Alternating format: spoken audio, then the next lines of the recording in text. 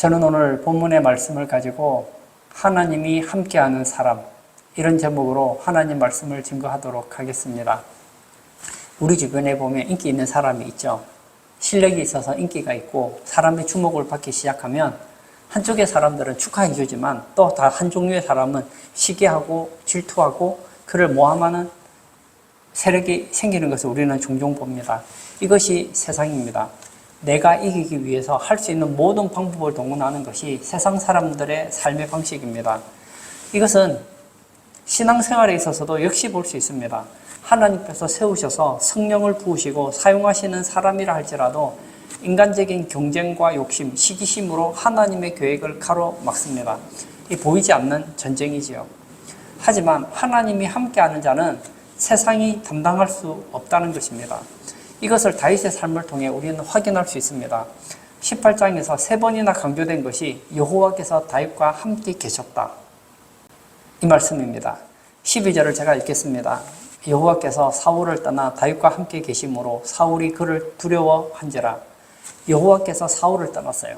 그리고 다윗과 함께 계셨다, 그렇게 가르쳐주고 있어요. 14절을 읽겠습니다. 다윗이 그의 모든 일을 지혜롭게 행하니라. 여호와께서 그와 함께 계심이라. 다윗이 모든 일을 지혜롭게 행했습니다. 근데 그렇게 할 수 있었던 이유가 어디 있습니까? 여호와께서 그와 함께 계심이라. 28절도 읽겠습니다. 여호와께서 다윗과 함께 계심을 사울이 보고 알았고 사울의 딸 미갈도 그를 사랑하므로. 여호와께서 다윗과 함께 계심을 사울이 보고 알았다고 했습니다. 이것이 가장 큰 복입니다. 여러분, 우리 주변에 참 많은 복들이 있잖아요. 그 중에서 가장 큰 복이 뭐냐? 여호와께서 함께 하시는 것입니다. 하나님이 함께 한다는 것은 우리가 누리는 복 중에 가장 큰 복입니다. 저는 우리 성도님들이 여러분의 날마다의 삶 속에서 여호와와 동행하고 여호와와 함께하는 그런 은혜가 있기를 축복합니다. 여호와께서 함께하는 자의 모습은 어떤 것일까요? 첫 번째, 하나님이 함께 하시는 자는 그 누구도 이길 수 없다는 것입니다. 사울은 다윗을 죽이려고 온갖 계략을 꾸밉니다. 그런데 다윗은 얄미울 정도로 모든 일을 지혜롭게 감당합니다. 우선 사울은 다윗을 천부장으로 삼습니다. 이것은 다윗으로 하여금 궁에서 몰아내고 왕의 주변 사람들과 접촉을 못하게 하고 전장에서 죽게 하려는 전략입니다. 아주 무시무시한 계략이죠. 그러나 다윗은 지혜롭게 행하여 오히려 유다와 이스라엘이 다윗을 좋아하는 기회로 삼았습니다. 이로 인해서 사울은 다윗을 두려워하게 됩니다. 하나님이 그와 함께 계심으로 하는 일마다 사울의 계획과 정반대 결과가 나타나게 하셨습니다. 그 다음으로 사울은 골리앗을 물리친 자에게 자기 딸을 주겠다고 약속했습니다. 이 약속을 이용하여 다른 관계를 꾸밉니다. 17절을 제가 또 읽겠습니다. 사울이 다윗에게 이르되 내 맏딸 메랍을 내게 아내로 주리니 오직 너는 나를 위하여 용기를 내어 여호와의 싸움을 싸우라 하니 이는 그가 생각하기를 내 손을 그에게 대지 않고 블레셋 사람들의 손을 그에게 대게 하리라 함이라. 무슨 얘기입니까? 딸을 핑계 삼아서 블레셋 사람들과 싸우게 해서 자기 손에 피 묻히지 않고 죽이겠다는 거죠. 그런데 다윗은 어떻게 합니까? 18절을 보겠습니다. 다윗이 사울에게 이르되 내가 누구며 이스라엘 중에 내 친속이나 내 아버지의 집이 무엇이기에 내가 왕의 사위가 되리이까 하였더니, 무슨 말입니까? 내가 먹을 떡이 아니라는 것입니다. 다윗은 자신과 아비의 집 신분이 사회 정치적으로 무명함을 겸손히 고백합니다. 그리고 이 말은 다윗이 골리앗과 싸워 이긴 이유는 무슨 보상이나 명예 때문이 아니었다는 겁니다. 아주 지혜롭게 처신하여 위험에서 벗어납니다. 그때 사울은 그 딸을 다른 사람에게 주어버립니다. 이 작전도 실패했어요. 그러나 사울은 여기서 물러나지 않습니다. 이번에는 다윗으로 하여금 옴짝달싹하지 못하는 방법을 사용합니다. 그것은 그의 딸 미갈이 다윗을 사랑한다는 걸 알게 됩니다. 그래서 사위를 삼는 척하면서 올무에 빠지게 하는 작전을 썼습니다.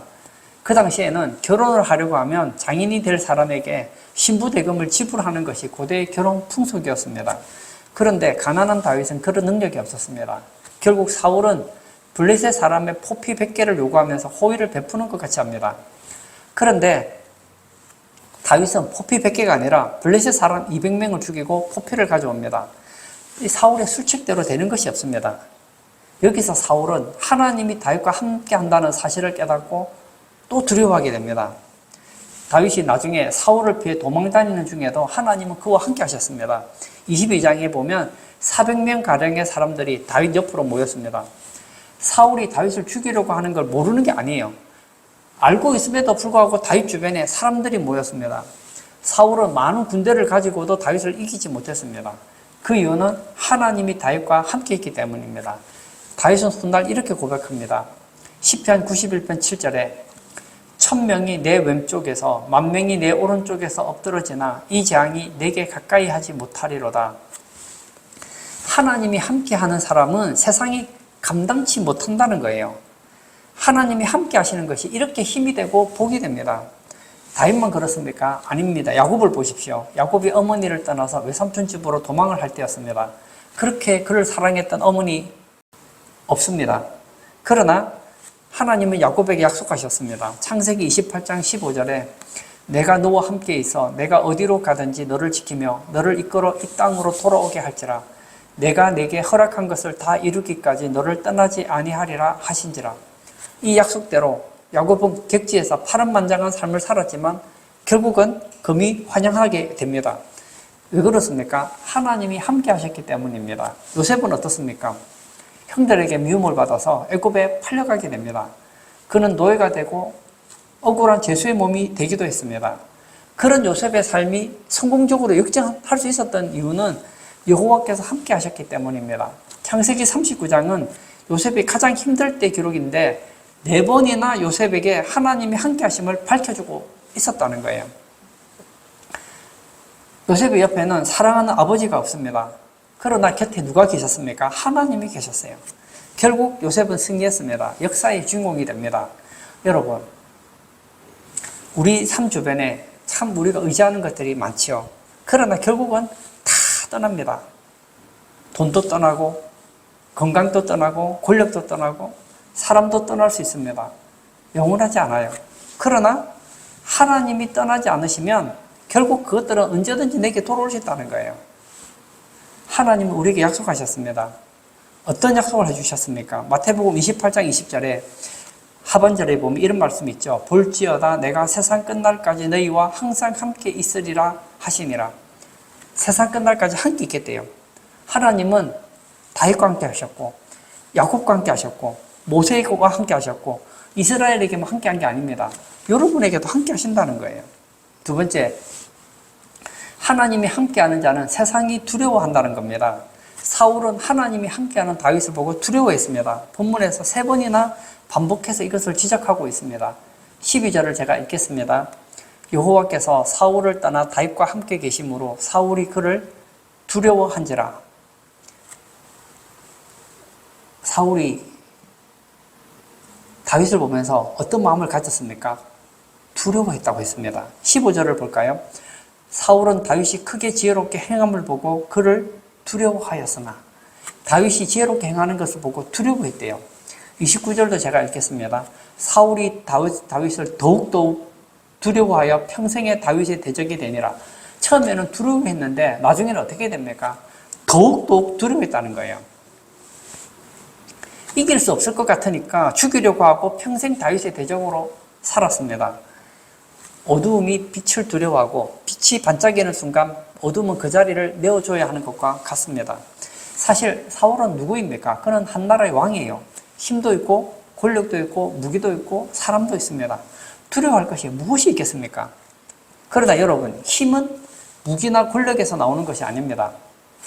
군사력이나 권력을 사용하고 헛된 수작을 부리는 것은 자신의 내면적인 두려움을 덮어보고자 하는 것입니다.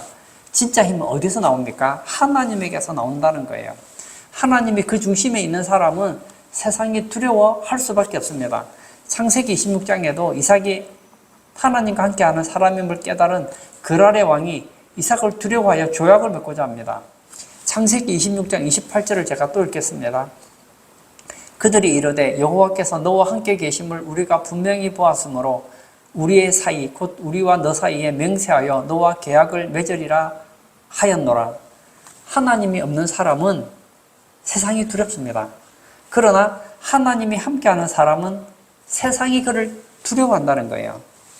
진리가 그 안에 있는 사람은 힘이 있습니다. 진리가 없는 사람은 진리를 가진 자를 두려워할 수밖에 없습니다.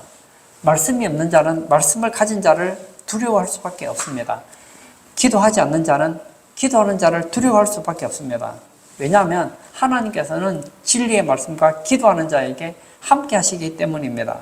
그러므로 오늘 예배 참석하신 사랑하는 성도님, 세상을 두려워하지 마십시오.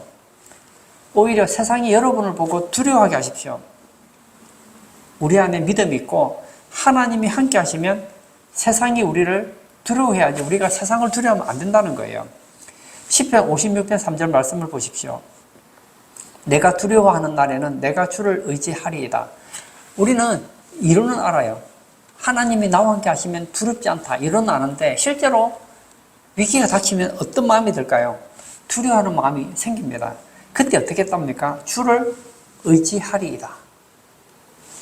혹시 여러분 남들에게 말할 수 없는 두려움이 있으십니까? 혹시 이러다 직장에서 잘리면 어떡하나?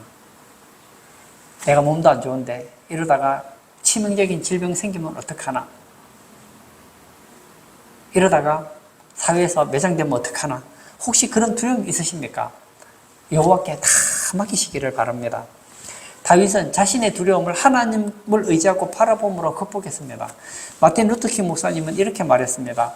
공포가 문을 두드릴 때 믿음으로 문을 열면 문 밖에는 아무도 없다. 여러분, 두려움이 문제가 아니라 하나님이 그 안에 있느냐 없느냐가 문제입니다. 이스라엘 백성들이 여리고를 정복할 때 시딤에서 정탐꾼을 보냈습니다. 이 정탐꾼을 보낸 목적은 전쟁을 위한 작전을 짜기 위함이 아니었습니다. 적의 군사와 무기와 작전을 알기 위해 스파이가 보내진 것이 아니었습니다. 여리고 사람들이 하나님이 이스라엘 백성들과 함께 하심으로 싸울 전의를 잃고 두려워 떨고 있다는 것을 확인토록 하기 위한 것이었습니다. 여호수아 2장 9절을 제가 읽어볼까요? 말하되 여호와께서 이 땅을 너희에게 주신 줄을 내가 아노라. 우리가 너희를 심히 두려워하고 이 땅 주민들이 다 너희 앞에서 간담이 녹나니. 무슨 얘기입니까? 지금 여리고성에 있는 사람들이 이스라엘 백성들을 두려워한다는 거예요. 얼마나 두려워했느냐면 간담이 녹았다고 했습니다. 사실 이스라엘 백성들은 변변한 무기도 없습니다. 대단한 군사작전도 없습니다. 그들이 두렵고 간담이 녹았던 이유가 무엇입니까? 이스라엘과 하나님이 함께 한다는 소문을 듣고서 여리고 사람들이 싸울 재미를 잃어버렸던 것입니다. 저는 아직도 이해가 안 되는 것이 있습니다. 여리고성을 점령하는데 어떻게 합니까? 하루에 한 바퀴씩 돌아요. 한 바퀴 돌고 또 한 바퀴 돌고 그 마지막 7일째는 7바퀴를 돌잖아요. 이런 엉터리 같은 전략이 어디 있습니까? 만약 성을 돌 때 갑자기 나와서 기습작전 하면요 박살 나는 거예요. 그런데 성 안에 있는 사람들이 공격을 못 하는 거예요. 왜냐하면 두렵거든요. 이스라엘과 함께하는 여호와 때문에 두려워하는 거예요. 하나님이 함께 하시면 내가 싸우지 않아도 적이 굴복하게 된다는 거예요. 왜냐하면 하나님께서 그 사람들에게 두려움을 주기 때문입니다. 하나님이 여러분과 함께 하심을 보여주시기 바랍니다. 왜 보디발이 요셉을 그렇게 총무로 세울 만큼 인정했습니까? 다른 이유 없습니다. 보디발 장군이 알았던 거예요. 아, 요셉은 하나님이 함께하는 사람이구나. 왜 야곱의 삼촌이자 장인이 야곱을 떠나가지 못하게 했을까요? 야곱은 하나님이 함께하는 사람이므로 야곱이 있으면 고부가 된다는 걸 알았기 때문입니다. 사울이 왜 다윗을 두려워하고 있습니까? 자신은 하나님이 떠났어요. 여호와께서 자신을 떠난 걸 알아요. 그런데 다윗과 함께 하시고 다윗에게 지혜를 주시고 가는 곳마다 승리를 약속하시니까 두려운 거예요. 세 번째, 하나님이 함께하는 자는 지혜롭게 행한다는 것입니다. 하나님이 함께하면 지혜롭습니다. 그 이유는 지혜는 하나님께로부터 오기 때문입니다. 14절을 제가 읽어볼까요? 다윗이 그의 모든 일을 지혜롭게 행하니라. 여호와께서 그와 함께 계심이라. 다윗이 모든 일을 지혜롭게 행했습니다. 그 이유가 어디 있습니까? 여호와께서 그와 함께 계시기 때문입니다. 15절도 제가 읽겠습니다. 사울은 다윗이 크게 지혜롭게 행함을 보고 그를 두려워하였으나 사울이 다윗을 보니까 그냥 지혜롭게 행하는 게 아니에요. 크게 지혜롭게 행하는 거예요. 그래서 어떻게 했습니까? 두려워했다는 거예요. 30절도 읽겠습니다. 블레셋 사람들의 방백들이 사울로 나오면 그들이 나올 때마다 다윗이 사울의 모든 신하보다 더 지혜롭게 행하며 이에 그의 이름이 심히 귀하게 됨이라. 전쟁은 지혜의 싸움 아닙니까? 그런데 사울의 모든 신하보다 더 지혜롭게 전쟁터에서 싸우니까 다윗의 이름이 심히 귀하게 되었다는 거예요. 오늘 예배 참석하신 사랑하는 성도님, 다윗은 모든 일이 지혜롭고 크게 지혜로운 사람이었습니다. 그가 이렇게 지혜로운 사람이 될 수 있었던 이유가 무엇이었습니까? 다윗은 늘 하나님과 함께하는 사람이었습니다. 늘 하나님과 함께한다는 것은 내가 하나님과 함께 살려고 애쓸 때 가장 절정이 됩니다. 그러므로 하나님을 신경 쓰고 하나님을 기뻐하려고 하니까 하나님이 지혜를 줄 수밖에 없는 거예요. 사울의 꾀는 무엇입니까? 기껏해야 다윗을 죽일 묘안을 짜냅니다. 이것은 세상의 교활한 지혜였습니다. 하나님이 함께하지 않으니까 인간의 머리로 살아야 했습니다.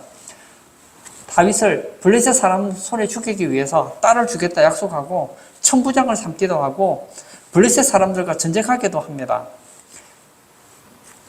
그리고 미가를 핑계대서 함정을 파기도 합니다. 블레셋 사람 100명을 죽이고 증거를 가지고 오면 딸 미가를 주어 사유를 삼겠다고 했습니다. 이런 지혜가 뭐죠? 교활한 땅의 지혜입니다. 땅의 지혜는 어떤 지혜일까요? 야고보서 3장 15절에서 16절에 보면 땅의 지혜에 대해서 이렇게 말씀합니다. 이러한 지혜는 위로부터 내려온 것이 아니요 땅 위의 것이요 정욕의 것이요 귀신의 것이니 시기와 다툼이 있는 곳에는 혼란과 모든 악한 일이 있음이라. 이것은 한마디로 말하면 하나님의 뜻을 생각하지 않고 만드는 지혜라는 거예요. 사탄은 지혜를 이용하여 하나님을 부정하게 만듭니다. 하나님이 눈에 보이지 않는다고 하나님이 존재하지 않는 것처럼 믿게 합니다. 그래서 축적된 지식을 가지고 교만하게 만듭니다. 그래서 겨우 생각해내는 것이 무엇입니까? 시기와 다툼과 혼란과 악한 일밖에 없다는 거예요. 이런 땅의 지혜를 가지고는 하늘의 지혜를 가진 다윗을 당할 수가 없었습니다. 여호와께서 함께 하시는 다윗은 사울과 약속한 기한 전에 2배가 되는 200명을 죽이고 증거를 내놓습니다. 제가 인생을 살아보니까요, 사람이 경험이 많다고 지혜로운 게 아니더라고요. 그리고 또 솔직히 우리가 삶에서 모든 것을 다 경험할 수 있습니까? 경험해도 깨닫지 못하는 경우가 얼마나 많습니까? 다윗이 가진 지혜는 위로부터 온 지혜였어요. 위로부터 성령의 지혜를 받았습니다. 그렇게 다른 것이죠. 이것은 악하고 선한 것을 구분하는 능력이 있습니다. 다윗은 어떤 것이 당장 좋은 것이고 어떤 것이 지금 이익이 되는 것 같지만 나중에 해가 되는 것인지를 잘 알고 있었습니다. 사물과 사건의 핵심을 파악하고 그 의미가 무엇인지를 보게 되었습니다. 그리고 위로부터 오는 지혜는 특징이 있죠. 성결합니다. 깨끗하고 순수합니다. 화평합니다. 독한 시기와 다툼이 아닌 올바른 관계를 좋아합니다. 그리고 관용하고 양순합니다. 또 가까이 하기 쉬운 인격이에요. 쉽고 친근하게 스스럼 없이 대할 수 있습니다. 또한 긍휼과 선한 열매를 맺습니다. 치우침이 없고 거짓이 없습니다. 이런 지혜는 위로부터 수직적으로 주어지는 거예요. 이것은 하나님을 체험함으로 생긴 지혜입니다. 공부를 많이 하고 인생 경험을 많이 한다고 해서 이런 지혜가 얻어지는 것이 아니에요.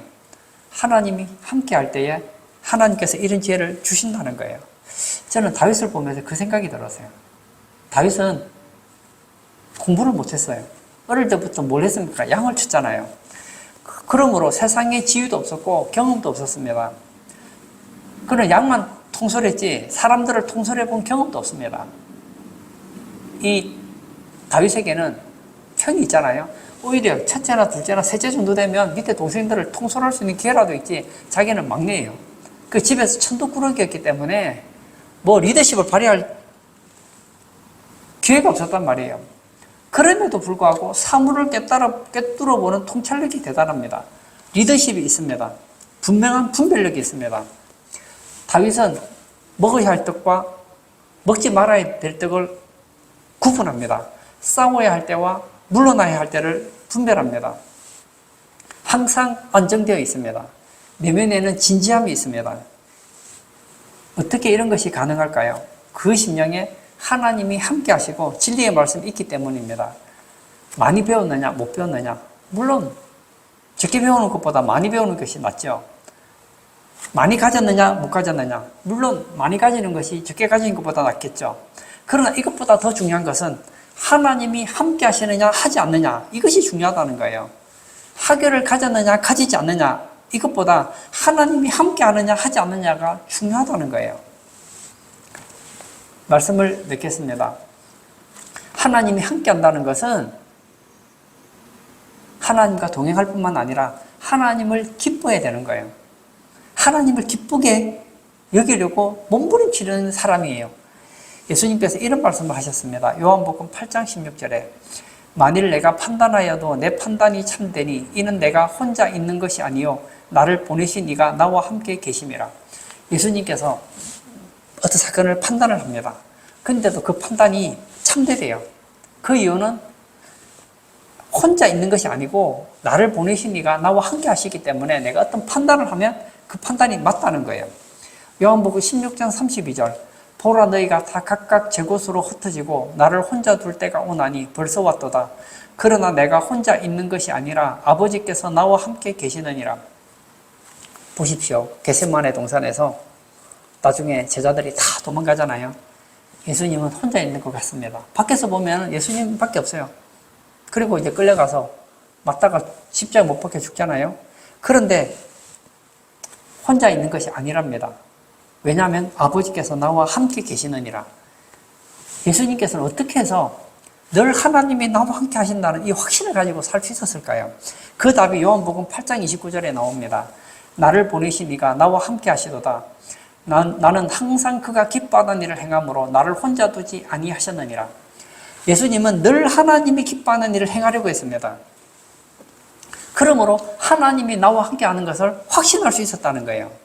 여러분, 하나님이 나와 함께 하셔도 내가 하나님이 기뻐하지 않는 일을 하면 마음에 부담이 있는 거예요. 하나님이 함께 하는 게 오히려 부담스럽다니까요. 에덴 동산에 아담과 하와가 날마다 하나님과 사랑의 교제를 나눕니다. 그날도 평소와 다름없어요. 하나님이 아담과 하와를 만나러 옵니다. 근데 두려운 거예요. 하나님이 함께 있다는 게 부담스러운 거예요. 그리고 어떻게 합니까? 나무 뒤에 숨잖아요. 왜 숨습니까?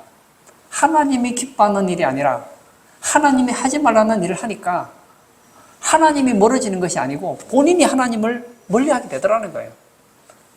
우리도 그렇지 않습니까? 하나님이 기뻐하지 않는 삶을 살아보십시오. 하나님 있는 게 부담스러운 거예요. 하나님과 점점 멀어지는 거예요.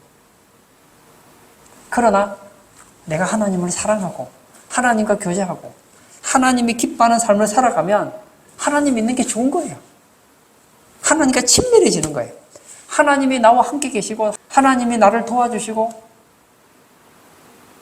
나에게 위로해 주시고 은혜 베풀어 주시는 것이 너무 좋은 거예요. 그러나 하나님이 기뻐하는 삶을 살지 못하면 자신감이 사라지는 거예요. 오히려 세상 앞에서 부끄럽게 된다는 거예요. 다윗은 하나님이 함께하는 삶을 살았습니다. 다시 말하면 다윗은 하나님이 기뻐하는 삶을 살았습니다. 그는 하나님의 이름을 위해서 생명을 걸었습니다. 그런 마음이었기 때문에 하나님께서 다윗과 함께 하심을 그는 볼 수 있었던 거예요.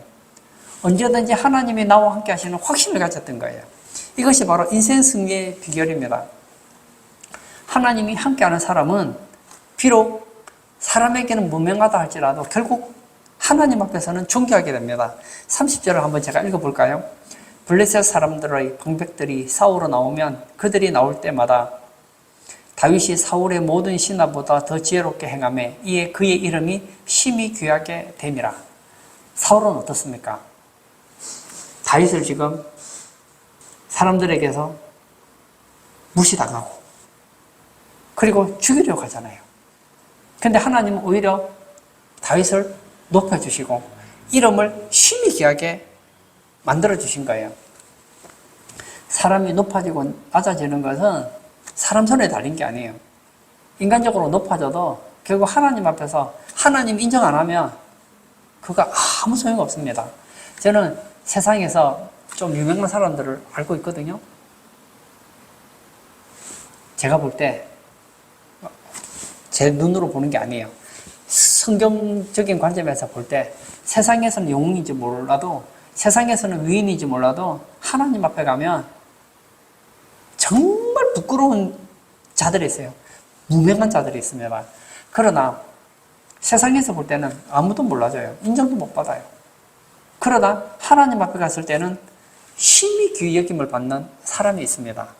저는 우리 성도님들이 늘 하나님과 동행함으로 하나님을 기뻐함으로 인하여 여러분의 삶에 하나님의 은혜가 함께하고 때를 따라 하나님의 지혜를 받고 그리고 하나님이 여러분을 높여주셔서 정말 사람들 앞에서 존귀 여김을 받는 복된 성도님 다 되시길 주의 이름으로 축복합니다. 이 시간 한번 같이 기도하기를 원합니다. 어떤 분들은 그래요. 왜 내가 예수를 믿는데 이런 어려움을 당해야 돼? 내가 어려움 당할 때 내 곁에는 아무도 없어. 계십니다. 하나님이 계세요. 그러나 내가 하나님을 기뻐하지 않는 삶을 살기 때문에 하나님의 임재가 느껴지지 않는 거예요. 다윗은 늘 하나님을 사랑했고 하나님의 기뻐하는 삶을 살려고 했기 때문에 하나님의 임재를 느낄 수가 있었습니다. 그러므로 그는 당당했습니다. 성경은 하나님이 우리와 함께 계시다고 하는데 왜 내게는 하나님의 그 임재가 느껴지지 않을까요? 그 이유는 우리가 하나님을 잊어버렸기 때문입니다. 우리가 하나님을 멀리하기 때문입니다. 이 시간 기도할 때 내가 에녹과 같이 다윗과 같이 하나님을 사랑하고 하나님을 기뻐하며 주님과 동행하는 그런 복된 성도 되게 해달라고 기도하시고 자유롭게 개인 기도하도록 하겠습니다.